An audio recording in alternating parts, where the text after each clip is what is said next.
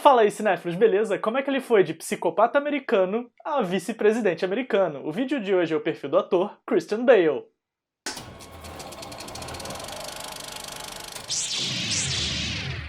Christian Charles Philip Bale nasceu em Pembrokeshire, no país de Gales, Reino Unido. Sua mãe era uma artista de circo e o seu pai um piloto comercial, e por isso que durante toda a sua infância eles moraram em vários lugares, incluindo o Reino Unido, Portugal e os Estados Unidos. Apesar das mudanças frequentes, nosso perfil se considera inglês, já que ele foi criado em Londres, e foi lá, na Terra da Rainha, que Bale começou a se interessar por interpretação. A coisa toda aconteceu por acaso. Quando nosso perfil ainda era uma criança, uma das suas irmãs começou a participar de recitais amadores e, eventualmente, o convidaram para participar. Disso, o nosso perfil passou para produções escolares e, de repente, ele se viu fazendo o teste para peças profissionais e conseguindo papéis. Uma dessas era The Nerd, uma produção na célebre West End, na qual ele contracenava com o ator Rowan Atkinson. Pouco tempo depois, e tendo passado por alguns trabalhos na televisão, Bale começou sua carreira no cinema aos 13 anos, com o papel principal em Império do Sol ou Empire of the Sun.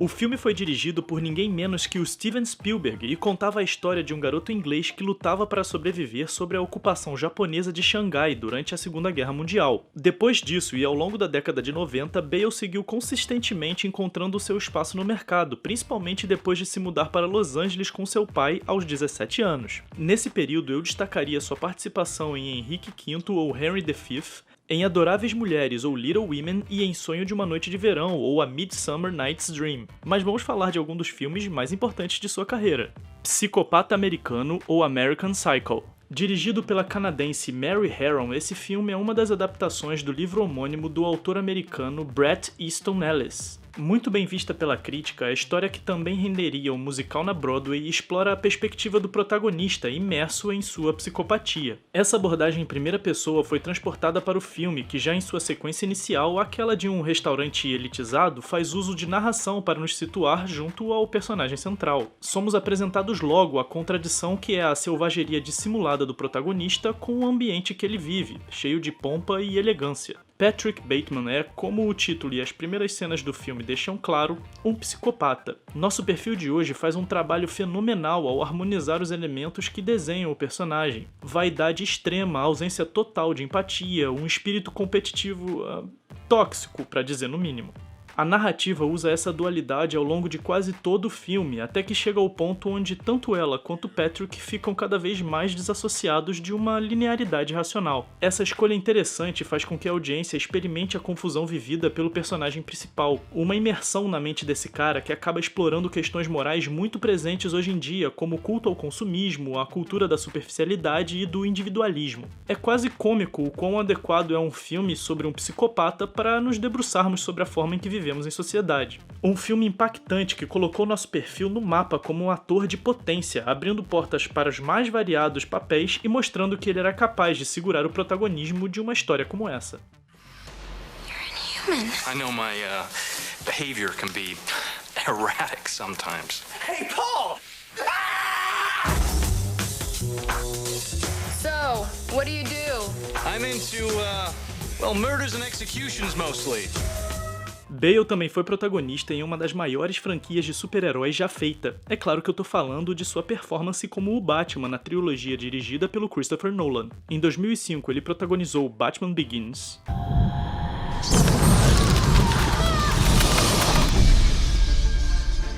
How do you know my name? The world is too small for someone like Bruce Wayne to disappear. Em 2008, saiu o melhor da trilogia na minha opinião, o Batman o Cavaleiro das Trevas ou The Dark Knight. And here we go.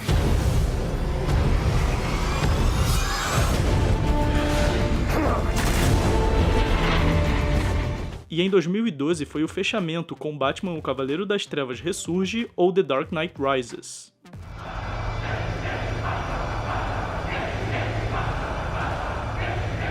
What does that mean? Rise.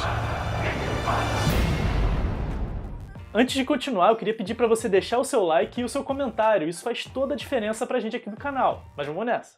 O Vencedor, ou The Fighter. Baseado em uma história real, essa produção conta como dois irmãos conseguiram, cada um do seu jeito, superar os momentos mais desafiadores de suas vidas. Produzido e protagonizado pelo Mark Wahlberg na pele do boxeador Irish Mick Ward, esse filme é fruto de mais de 5 anos do seu esforço para realizar o sonho desse projeto pessoal. Multifacetada e bem construída, essa é uma das suas melhores performances até hoje, mas acaba sendo ofuscada pelos coadjuvantes. Um deles é o nosso perfil, que faz um trabalho incrível na construção do personagem. Ele manda muito bem com o sotaque, os maneirismos e o psicológico de Dick, e, como de costume, ele adaptou seu corpo para retratar melhor o ex-pugilista e viciado em crack. E falando nisso, o elenco como um todo apresenta performances extraordinárias, com destaque para Amy Adams no papel da Charlene Fleming e para Melissa Leo, que levou o Oscar de melhor atriz coadjuvante com a sua personagem Alice Ward. A trama tem uma abordagem mais naturalista, menos glorificada do mundo do boxe, e a narrativa utiliza a fotografia para enfatizar isso. Muita câmera na mão, close-ups e imagens de arquivo dão um clima de documentário para a história, escolha do diretor David O. Russell que funciona muito bem com a linguagem de toda a produção. Um belo filme de boxe que, como os maiores do gênero, não foca nas lutas em si, mas nas relações entre as pessoas envolvidas naquele mundo. Recomendo demais.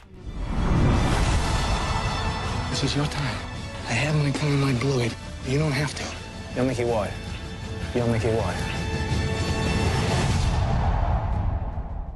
Trapaça ou American Hustle. Em outra parceria com o diretor David O. Russell, nosso perfil de hoje interpreta o Arvin Rosenfeld e conta como ele é forçado a trabalhar com o FBI em um caso surreal de corrupção que envolveria o alto escalão do governo americano e também a máfia italiana. Baseado em pessoas reais, o filme pedia mais uma das famosas transformações corporais de Bale. Sobre o processo de construção no qual ele estudou compulsivamente as entrevistas com o cara que inspirou seu personagem, ele comenta: "Eu assistia todos os dias, eu amei a sua aparência porque quando eu escutei a história dele, eu assumi erradamente que ele seria esse operador fino, liso, que assumiria um ar de riqueza e controle sobre a própria vida. Aí quando eu vi, eu pensei, caramba, isso não é nada parecido com o que eu esperava. Aqui está o trapaceiro mais brilhante do mundo e quem ele acha que tá enganando com aquela peruca? Parece que uma orelha tá jogando uma corda salva-vidas pra outra." Ótima performance de Bale, que lhe rendeu uma indicação ao Oscar como melhor ator. E falando nisso, a Amy Adams, no papel da Sidney Prosser, que também foi indicada para a mesma categoria, apresenta um grande talento de sempre e uma química incrível com o nosso perfil. Da parte técnica, o que me chamou mais atenção foi aquela estética maravilhosa da década de 70, um trabalho exemplar do pessoal de design de produção e figurino. Trapaça é um grande filme, sucesso com o público e crítica, ele conta uma história excitante de amor, traição, crime, cobiça. Vale muito a pena conferir.